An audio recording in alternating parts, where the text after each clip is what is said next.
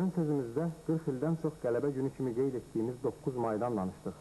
Və həmin 9 mayla indiki anlamda vətən mərhumu bizə nə deyir, nələri xatırladır? Əməkdaşımız Şərəf Cəlillinin qeydləri. 1988-ci ilin əvvəllərində, belə deyək, kitab rəflərimizi samballı bir nəşr bəzədi. Molla Nəsrəddin.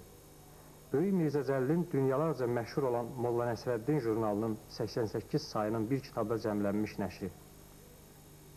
Əski əlifbanı oxuya bilməyən müasir oxucu bu kitabı mənəvi bir ərmağan kimi qəbul elədi və başladı kitabın növbəti zillərini gözləməyə. 7 ildir ki, həmin oxucu, həmin Molla Nəsrəddinin ikinci kitabını gözləyir. Amma bütün fəaliyyəti dövründə çox belənsik işlərə gülmüş Molla Nəsrəddindən bir xəbər əsər yoxdur ki, yoxdur. Yəqin ki, Ulu Molla Nəsrəddin demişkən, nəşriyyatlarımız daha vacib əməllərlə məşğul olublar bu 7 ildə. Məsələn, Molla Nəsrəddin sayağı desək, tutalım Savikapi MK üzvü olan Nəsrəddinlərin nitq və məruzələrinin kütləvi tirajla çapı ilə. Nəysə, mətləbin birbaşa mənzərəsi haqda əməkdaşımız Səməd Ağa Zamanlı.